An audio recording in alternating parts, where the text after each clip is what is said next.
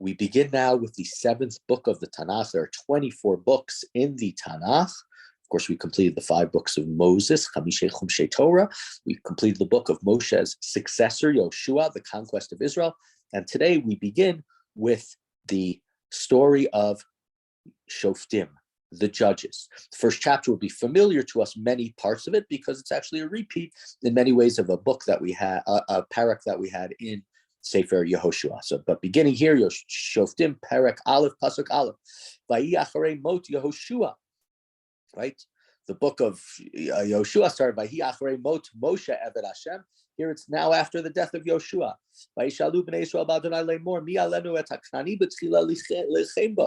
And right, we said, even though at certain points in time it appeared that Yoshua had finished the conquest, there were other places in the book where it said the conquest wasn't finished and Bnei Israel would have to continue. Here we see that Bnei Israel have to continue. And so they go and ask of God, which presumably means to the Urim V'Tumim, to the Kohen Gadol. It's no longer Elazar because he passed away as well. They say, who should go and fight the Canaanim? Vayomer Adonai Yehuda Yaleh, Atati Ta'eretz B'Yado. God says Yehuda should go up. And I've given him the land. Vayomer Yehuda l'Shimon achiv alei iti b'gorali v'nilchama b'Kananim v'alachti gam ani itcha b'goralecha v'yalech ito Shimon. So Yehuda says to Shimon, come and fight with me and I'll fight with you and we'll be together. We're brothers. And we will be together. Vayal Yehuda v'yaten Adonai taknani v'aprizi b'yadam v'yakum b'bazek aseret alafimish. So they go and they attack in a place called Bezek, and they defeat 10,000 men. Vayinsu'u et Adoni Vezek b'Bezek v'elchamubo v'yakuoto ataknani v'et haprizi. And they encounter Adoni Bezek, right? He's the Adon, he's the king of Bezek, and they defeat him. And they engage him in battle and defeat the Canaanite, the Prizi, right? Vayanas Adoni Vezek v'erdufu acharav v'achazu oto v'yikatzutzu et behonot yadav v'raglav. And they find Adoni Bezek and they cut off his big toes and his big fingers. That's what they do to him. And that's supposed to be some sort of a great embarrassment to him. And more of it is understood based upon the next verse. Vayomer Adoni Bezek shivim melachim b'chonot yedeim v'ragleim mekutzatzim hayu melachtim tachat shulchani kasher asiti kain shilim li Elohim v'aviyuhu Yerushalayim v'yamot sham. Adoni Bezek says 70 kings with their thumbs and big toes cut off used to pick up scraps under my table. That is what I did. I kept them alive, but I embarrassed them. I shamed them by cutting off these pieces of their body to show, right, they don't have their full hands. They're subservient to me. They don't have their full feet. They're subservient to me.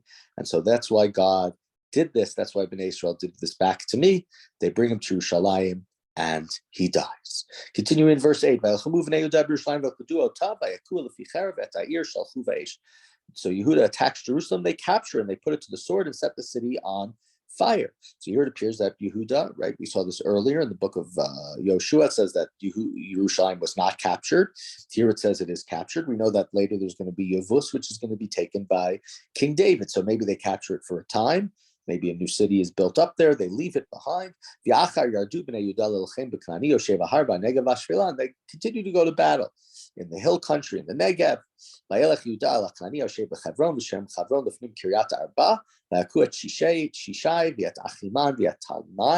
And they march towards Hebron. They defeat Shishai, Achiman, and Talmai. And then from there they travel to Dvir, which used to be called Kiryat Sefer, and this is a complete repeat of something we had back, I think it was in chapter 15. Kalev was the first person back in the book of Yoshua to gain territory in the land of Israel because he was the great spy. He says, whoever takes Kiryat Sefer, because that's technically in his territory, just hasn't been captured, I will give them Achsa, my daughter, Atniel ben Knaz, Achi Kalev hakatan mimenu, v'yatem lot Achsa bito Lisha. And Atniel ben Knaz, who is a relative of his, here it literally says his younger brother, but it can't be his younger brother, gives him his daughter Achsa in marriage. And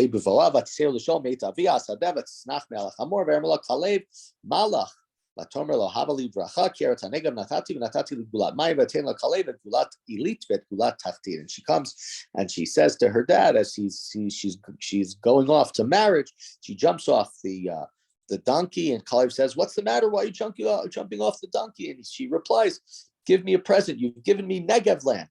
There's no water there.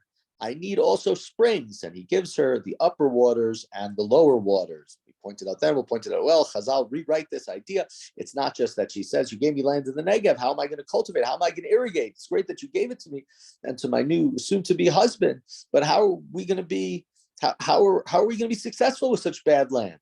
And he says back, okay, you'll get springs next to it as well. And the rabbis comment what this means, because it's the words Kiryat Sefer, is what she's saying is, I want a man who's both a Torah scholar and somebody who earns a living. He has to have the lower parts, the material parts, and he has to have the spiritual parts as well. The rabbinic rereading of these verses, or I should say rereading, an additional layer added, probably based because of the idea of Kiryat Sefer, because it's called the city of the book.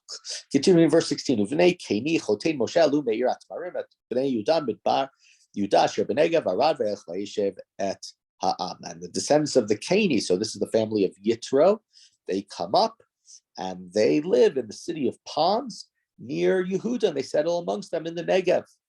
And we see here, right, we don't see Yehuda attacking them. This is people who they can be friendly with. We have that back in the Torah. Amalek attacks Bnei Yisrael following the splitting of the Red Sea. And what happens? Yitro comes and he says how wonderful it is, bless God. And so the Keni, Yitro, and his family oftentimes represents the counter. It's not the people who hate the Jews. It's the people who love the Jews, people who can coexist, people who can live with them. So they live with Yehuda. Yehuda is destroying all the other nations. They're not going to do anything to the Keni. Continuing verse 17, Vayelech Yehuda et Shimon, Achiv vayaku et Hakrani Yoshev Tzfat, vayachrimu ota vayakru Shem Ha'ir Chorma. They go and they capture a city called Tzfat. This is not Tzfat in the north of Israel, because Yehuda and Shimon have territory in the south of Israel, Yerushalayim, Hebron, Beersheba, and they rename the city Chorma. Vayelkoju et Azab et Gula, et Ashkelon et Gula, et Ekron et Gula. Yehuda here takes Gaza and all of its cities. We've seen that they didn't take it earlier in the book of Yoshua, it said, and we know later the Philistines are going to be living there and attacking Bnei Israel from there.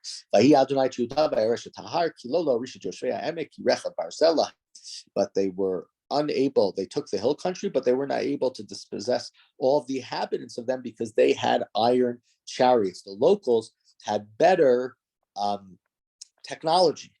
Bnei Israel didn't have these type of chariots. They may have been more still in the Stone Age. So Kalev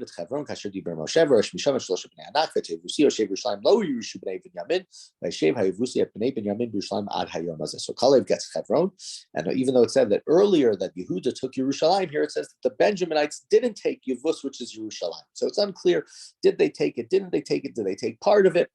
We know that it's not going to be a full unified city of Bnei Israel, again, for hundreds of years until the time of King David. Continuing verse 22, Pasuk Chav Bet, Vayalu Veit Yosef, Gamhein Beit El, V'Adonai Imam, and the house of Yosef went up to Beit El, and God was with him. Vayatiru Beit Yosef and Beit El, V'Shem Ma'ir Lefnim Luz, and the house of Yosef were scouting in Beit El, which formerly was known as Luz. Vayiru Hashomrim Ish Yotzei Min Ha'ir, Vayarmelu Hareinu Na, and Mavo Ha'ir V'Asinu Imach Chesed. And the patrolmen saw a man leaving the town. They said to him, show us how to get into the city and we'll treat you kindly, right?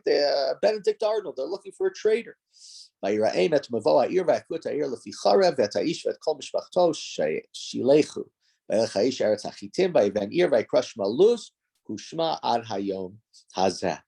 what happens is this guy defeats the city, but this guy and his family, they keep alive and they let him go, and he goes up to the country of the Hittite, and he builds a city there, and he calls it Luz because he's not Beit El, but it used to be Luz. Luz Shemayir LaRoshana, so he builds a second Luz number 2. V'lo Horish, continuing verse 27, Asher Beit Shan vet benotev, Tanach vet benotev, Yoshvei Dor vet benotev, Yoshvei Yivlaam vet benotev, Yoshvei Megiddo vet benotev, Vayol HaKnani Lashem Ba'aretz Hazot. Even though we had in the book of Yoshua victories in some of those cities, here we're told that not all of the inhabitants were removed. The people of Manasseh were not able to defeat all of them. This is the part of Manasseh that's on the western bank of the Jordan River, right? Some of these places, certainly Beit Shan, some of these places we know, some of these are names in Israel, Megiddo still today. So Bnei Israel gained the upper hand, and the Canaanites were second-class citizens. They had to do forced labors, but they were not removed from their home. And we talked about Menashe, and we talk about Ephraim. Ephraim did not dispossess the Canaanites who were in Gezer, and they dwelt in Gezer. Zvulun also did not dispossess everybody. Continue with the other tribes. There was 31. Asher lo rishi Yoshvei Akov, et Yoshvei Tzidon, et Achla, et Achziv, et Chelba, et Afik, et Rechov. Asher did not dispossess the inhabitants of Akko or Sidon or these other cities. There's still city Akko and some of these other names in Israel today. Vayeshev Asheri Bekerev HaKanani Yoshvei Haaretz Kilo Horishon. The Asherites dwelt in the midst of the Canaanites. Right. So this is an interesting. The last couple of times where it said the other tribes didn't possess them, it said the Canaanites or the Amorites lived amongst the tribe of Ephraim, the tribe of Manasseh, the tribe of Yehuda. Here it says it's the opposite. The Asherites, the tribe of Asher, are living in the territory of the Canaanites. The Canaanites there have, it seems, the upper hand. Continue verse 33. Naftali lo rish Yoshvei Beit Shemesh v'Yoshvei Beit Anat v'Yeshev b'Kerev HaKanani Yoshvei Haaretz v'Yoshvei Beit Shemesh u'Beit Anat hayu lahem lamas. And Naphtali also did not finish all of this. They did not dispossess all of their local people. Here, it says that the Canaanites are second-class citizens. They have to do forced labor for the tribe of Naphtali. The Amorites pressed the Danites into the hill country. They would not let them come down to the plains. The